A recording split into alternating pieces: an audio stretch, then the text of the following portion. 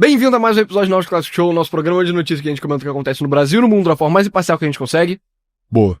Confere o episódio de hoje no site, vambora. Tribunal da Espanha anula a condenação do Daniel Alves por agressão sexual. Desenvolvimento interessante, né? Eu não tava esperando isso. Eu Também tava imaginando que o Daniel Alves ia passar um tempo preso, né, na Espanha. Mas como os amigos dele defenderam, né? Sim. Tem que dar razão pra quando o cara tá certo. Os amigos do Daniel Alves defenderam, o Raya Santos também defendeu ironicamente, né? Ou não, né? Tem a parada do Ryan tá certa, né? Eu não vou entrar nessa, não. Mas ele disse que isso aconteceria, aconteceu mesmo. Exato. Então, enfim, o que aconteceu, caso vocês não saibam, né, imagino que todos devem saber, o Daniel Alves tinha sido condenado por estupro, basicamente, na Espanha. Tinha pego mais de 4 anos de prisão. E aí o Daniel Alves, ou o Ministério Público Espanhol, não ficou claro pra mim, recorreu. E aí, na segunda instância, a acusação tava buscando aumentar a pena dele, ou pra 9 ou pra 12 anos, então o Daniel Alves vai ficar muito tempo no Chilindró, lá na Espanha. Mas o que aconteceu é que ele foi absolvido, basicamente, né? Engraçado. Então, Eu acho que só fica também... Olha só, ele foi condenado em primeira instância e já tava preso, tá? No Brasil, cara, no Brasil não é exatamente assim que funciona, né? Mas... exato, a galera tá tão absurdo, tipo, meu Deus, no Brasil você vai prender uma pessoa só na primeira instância, tipo, cara, ele já foi condenado, ele meio que já foi condenado, né? Enfim. Mas na Espanha, a gente aprendeu que, mesmo na primeira instância, é um órgão colegiado, né? Exato, mas vamos lá. Então, o Tribunal de Apelações espanhol anulou a condenação de 4 anos e 6 meses de prisão por agressão sexual, que é o termo de estupro na Espanha, aparentemente, do ex-jogador de futebol brasileiro Daniel Alves. Então foi publicado dia 28, sexta-feira, então bem recente.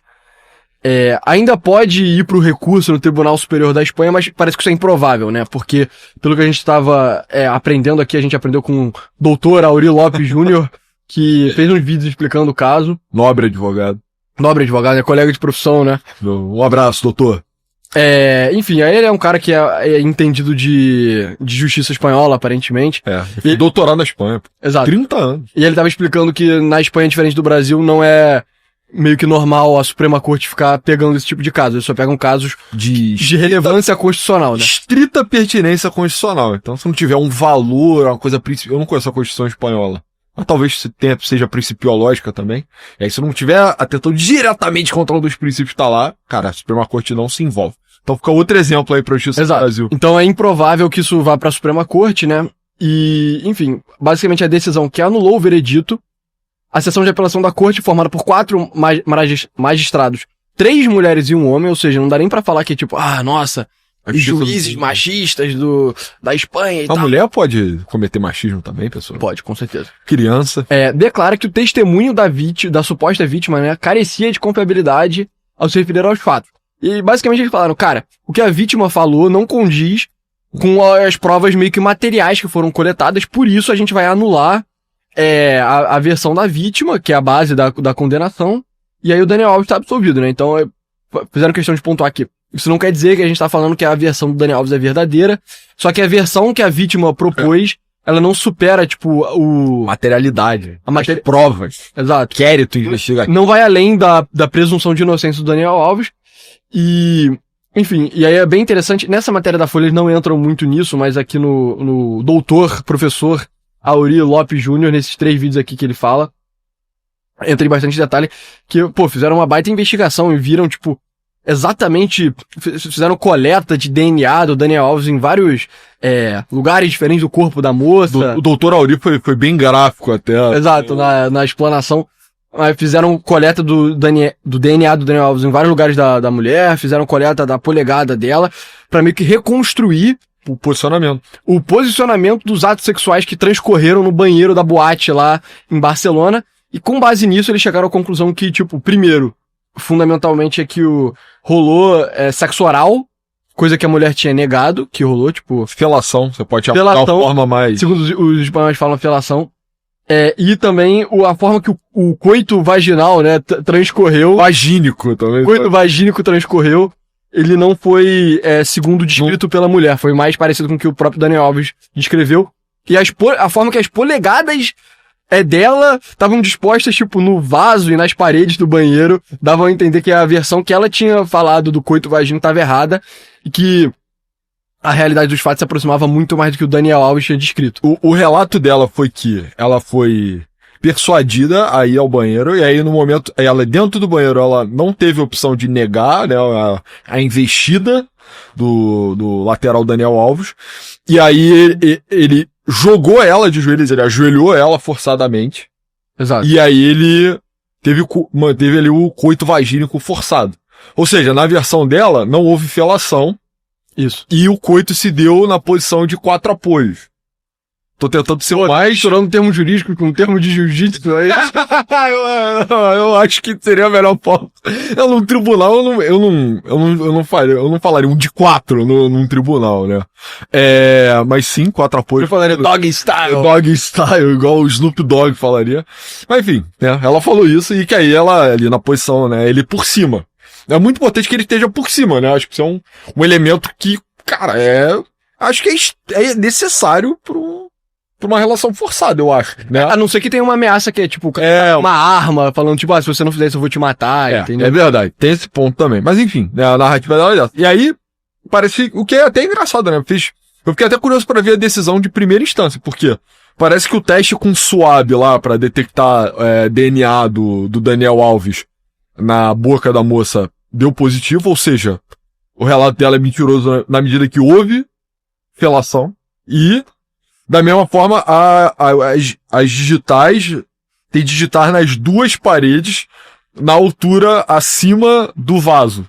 O que implica que, na verdade, ela estava por cima, como o doutor Auri. Enquanto o Daniel estava sentado no vaso, né? E aí tira suas próprias conclusões aí. Imagina você aí. Mas aí, pô, quer dizer que a verdade é que a denúncia dela era muito... Não é porque muito da polêmica desse caso, pelo que eu acompanhei, e foi muito pouco, tá? Porque eu tratei isso como fofoca pela maior parte do tempo, mas era que o Daniel Alves mudou muitas vezes a versão dele, né? Até porque, pô, o cara tem família, né? Eu acho. Daí tem família, né? Aqui na matéria da Folha tá falando que o motivo pelo qual ele disse que ele mentiu na primeira versão dele é pra não me confessar a infidelidade à mulher dele, sabe? Daniel Alves foi bem idiota nisso aí, né? Porque você não deveria mentir na sua delação. Numa coisa perigosa, assim, né? Num país sério como a Espanha. E aí, ele parece que deu 9 depoimentos. Né? Isso é foda. Igual o Mauro Cid. Exato, igual o Mauro Cid. Aí, pô, cara, qualquer 9 depoimentos com contradições e mudanças de narrativa são muito suspeitos, né? Se você é juiz, pô, você tem que suspeitar muito. Mas... Cara, as provas são... a denúncia da mulher ficou parecendo muito mentirosa. Depois, se você compila todas as provas que foram extraídas a denúncia dela não foi verdadeira, né? E a gente não tá nem falando que a mulher, tipo, tava fazendo isso maliciosamente pra ferrar o Daniel Alves, né? Tem a possibilidade de, cara, ela ter feito aquilo, podia estar muito bêbada, sei lá, sim. E ela ter sentido de que ela não tava em condição, meio que de sanidade mental, assim, por causa do álcool, pra consentir. Ela, de fato, se sentiu estuprada. Mas ela nem lembra, né? Só que ela nem lembra, e aí ela, na hora da acusação, ela fez uma delação... Não é nem uma delação, é um depoimento, na real. Ela fez um depoimento que só não era, tipo... Não era verossímil ao que realmente aconteceu, né? Exato, e aí, pô, você não pode condenar o cara por uma coisa que não aconteceu, né? Exato. Mas enfim, e aí, cara, o que eu acho interessante desse caso é que, mano, o Daniel Alves foi um cara ridiculamente vilificado por causa desse negócio, né? E agora ele tá sendo absolvido. E, enfim, é surreal falar disso, mas o Daniel Alves, ele era o jogador brasileiro mais vitorioso. Era não, ele ainda é, né? O jogador brasileiro com mais campeonatos na vida, na história. Mais do que Pelé, mais do que, sei lá, Rivelino, mais do que Zico, mais do que todo mundo. Ele era o cara maior campeão da história do futebol brasileiro. Ele era um herói, de certa forma, assim. Eu nunca simpatizei muito com ele, assim, nunca achei um jogador muito brilhante, mas ele tem uma trajetória no futebol que era motivo de orgulho nacional. E aí, depois dessa denúncia, vai ficar bem difícil, né? Pois é, mesmo ele tendo sido absolvido, né? E aí, dano reputacional do processo. E aí pro Daniel Alves ainda entra o problema reputacional de ser muito próximo do Neymar, né? Porque aquela história, o Daniel Alves e o Neymar, obviamente, são muito próximos. Eles jogaram anos juntos no Barça. O Daniel Alves... O melhor time do Barcelona da história, né? O Daniel Alves era tipo o único brasileiro que tinha na escalação...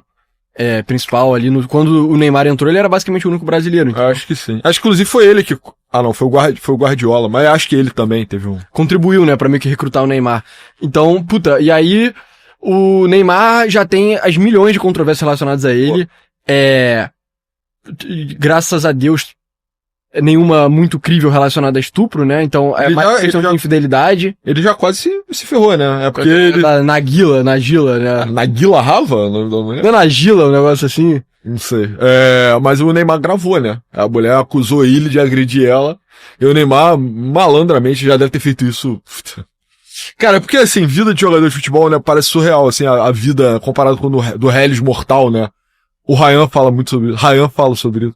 Que, mano, parece que os caras, eles realmente vivem assim numa rotação de parceiras e com uma facilidade pra acessar o mercado sexual que é bizarro. Então o Neymar já deve ter feito isso muitas vezes. E ele meio que tem que ficar safo, né?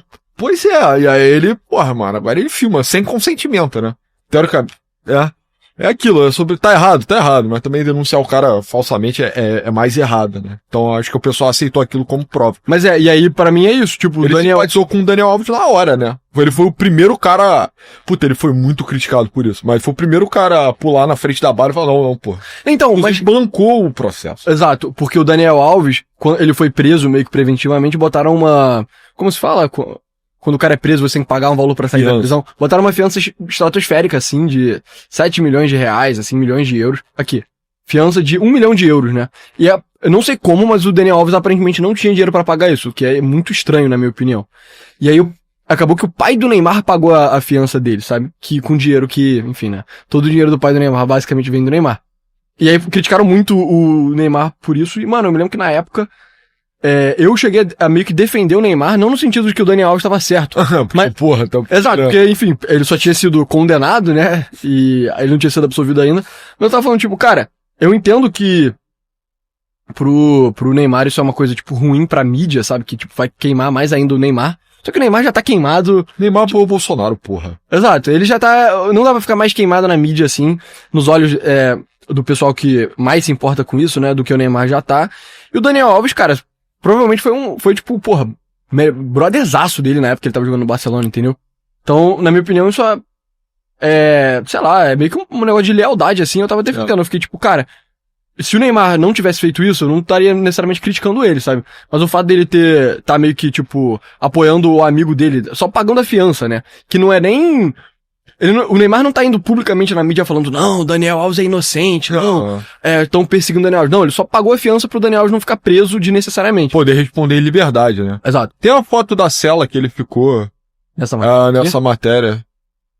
Aqui. Aí, cara. Puta, prisãozinha. É assim, pô, pro cara que eu achava, pelo menos, que teria milhões de reais na conta, né? Múltiplos de milhões, dezenas de milhões, centenas de milhões. Tu ficar morando assim num beliche é foda, mano. Não, mas a parada isso aqui é uma prisão muito suave, né? Vamos ser sinceros. O problema é que... Pro Brasil né? Mas, mano... Não, mas o ponto não é esse, né? O ponto é, tipo, mesmo se a prisão fosse pôr num hotel de 5 estrelas, pô, você ficar preso é uma merda, uma né? merda. E aí eu defendi o Neymar no caso do Daniel Alves e, mano, fui escorraçado, mano, pela minha família. Tava defendendo o Neymar no caso do Daniel Alves, fui escorraçado e agora eu fui provado certo. Você tava defendendo a distinção entre amigo e inimigo, né? O básico, assim. Exato, eu tava defendendo lealdade e aí eu fui escorraçado na minha família, mas fui provado certo graças à justiça espanhola.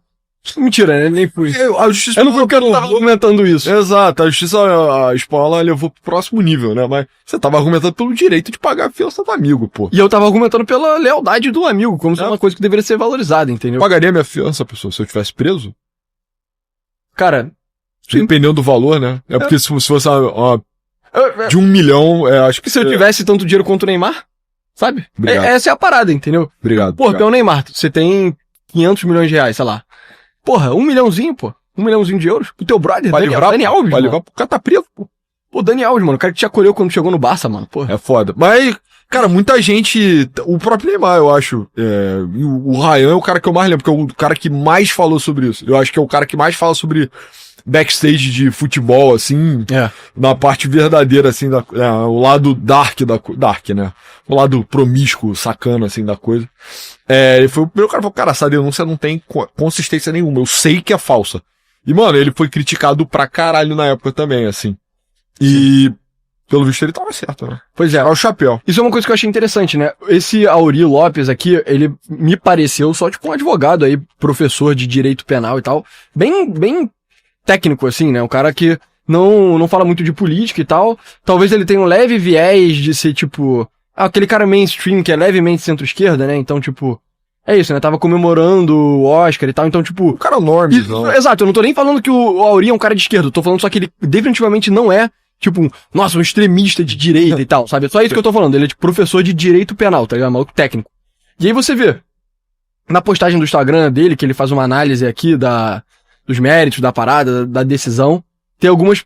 Ele bate muito na tecla que é tipo, cara, o que essa decisão colocou foi que, na primeira instância, a palavra da vítima foi elevada muito além do que ela deveria ser.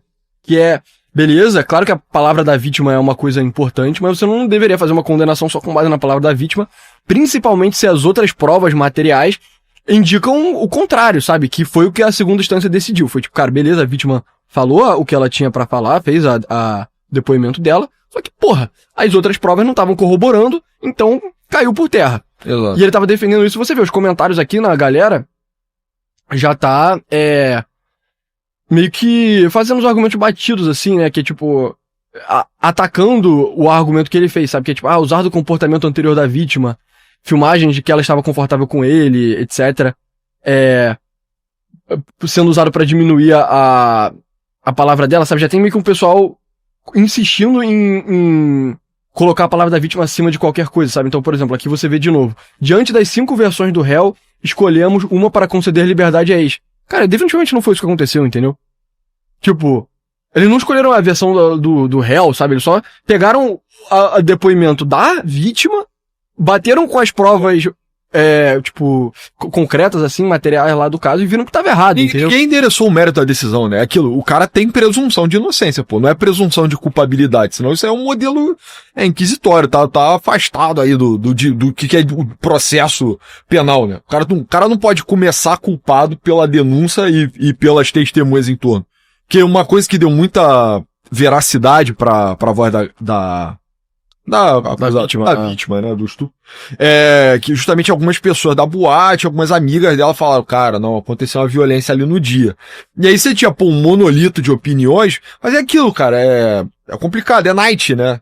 É um ambiente que é propício pra esse tipo de confusão. Galera não tá no estado são da mente, né? A galera bebeu muito, às vezes outras substâncias. Exato, e o próprio espírito dos nossos tempos é uma parada que não sou nem só eu que estou falando, o doutor Auri Lopes comentou bastante, que a gente tá fazendo a inflexão de, cara, invisibilizar a vítima ao máximo, né, de cagar pra potência que tinha a voz da vítima. Então, cara, é todo um histórico de processos e acusações de estupro que se tornaram infrutíferas por uma má vontade da corte. Então, tem um histórico, o direito não pode falar aí, não, galera, as mulheres sempre o direito dela sempre foi muito afirmado aqui nas cortes do mundo inteiro. Isso não é verdade, né? Tem todo o histórico de violência sexual invisibilizado, minimizado, com uma conivência do direito.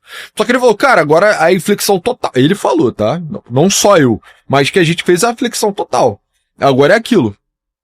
A palavra da vítima, ela é suprema. Ele tá falando, antes ela era vilanizada, ela era ignorada, basicamente. Ignorada, e agora ela tá sendo endeusada. Então, cara, a vítima acima de tudo. E, não é assim que o inquérito funciona, né? Ele, inclusive, faz um argumento que eu achei particularmente inteligente, que é que não é exatamente nem a vítima gostaria de ter isso, né? A vítima que foi verdadeiramente afetada pela coisa, ela não quer ser quem decide.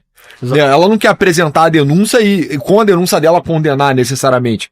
Ela quer que a justiça seja feita por um órgão terceirizado. Isso é um conceito bem atingível pra todos, assim, do universo do direito, é que, você leva o problema pra corte resolver, você terceiriza. Se você quisesse resolver com suas próprias mãos, sei lá, entendeu? Você ia lá e se vingava da pessoa, não é por aí que a gente tá caminhando. Então, ele chamou a atenção pra justiça justamente, galera, vamos com calma, tudo tem que ter materialidade, a vítima ainda quer dizer, ainda tem um dano que pode ser gerado pelo cara que é falsamente acusado, né? Então é muito, muito, muito complicado. Exato. Mas e eu acho que na medida que você vê meio que esse vibe shift, assim, né, político, mais cultural, né, mais guerra cultural, assim, nos últimos anos, isso é meio que, cara, é o fim das últimas rebarbas do Me Too, assim, que teve nos Estados Unidos. O Daniel Alves acabou sendo meio que tardiamente sendo um alvo de todo esse processo, e aí ele tá sendo absolvido. É só isso, né, cara? É meio que uma reflexão de que, claro que isso aconteceu na Espanha, claro que é uma coisa muito jurídica e tal, mas é só mais um sinal de que, cara, os tempos que a gente viveu aí entre, sei lá, uns 2018, 2022, assim, 2021, são tempos que, mano, já estão meio que passando, e até o caso do Daniel Alves, ele tá sendo absolvido e tal, então, cara, eu diria que é isso, mano, a gente teve todo o negócio do Me Too e agora a gente já tá entrando numa nova era, que é uma era pós, né? Que tanto você valoriza a palavra da vítima, mas você não trata ela como tão absoluta assim, igual se tratava. Exato. Eu fico curioso para saber se de alguma forma o Daniel Alves vai ser restituído, né? Porque eu não sei como funciona a justiça penal. Quer dizer, ele foi condenado, né? Ele ficou preso no âmbito da condenação dele. Mas, cara, e o dano reputacional, entendeu? O tempo que o Daniel Alves preso não vai estar aqui no Brasil fazendo propaganda da Vivo, né? Nunca mais, entendeu? E vai ficar manchado para sempre. Mesmo é aquilo, né? Cara, a experiência que você tem quando você tá lendo a Wikipédia de alguém no século XX, né? Você tá vendo, esse cara é maneiro. Aí você chega lá no rodapé, quase no rodapé da Controvérsias, exato. Aí tá lá, acusação de estupro, chegou a ficar preso, 14 meses, você fica, porra, que merda. Queria gostar do cara, né? Não é nem gostar, né? Queria levantar o cara pro patamar de ídolo, mas aí cara, já não vai mais. Mas eu não sei também, né, porque o que eu penso o Neymar é um cara que foi ridiculamente queimado pela mídia por coisas menores do que o Daniel Alves fez. E beleza, o Neymar ele não é popular com uma parcela muito grande da população, mas ele é muito popular com uma outra parcela muito grande também, né? Você vê, o Mike Tyson é um cara que passou por uma coisa muito parecida que o Daniel Alves passou, só que na década de 90. Idêntica, né? Idêntica, exato. Passou uma coisa ele foi condenado, ele foi culpado, né? Sim. E hoje em dia o Mike Tyson tá totalmente reabilitado, né? Aquela história, o Mike Tyson tem uma personalidade, uma história mais interessante que o Daniel, óbvio. Mas eu também não acho que seja necessariamente um finzaço, assim, da carreira. Eu sinto que da carreira midiática que eu tô falando, né? Porque de futebol ele já tá velho e tal. Mas eu acho que, cara, dependendo como ele jogar as cartas dele, assim, ele até consegue ter algum tipo de reabilitação. Tem que fazer podcast com o Romário, sabe? Esse tipo de coisa, assim.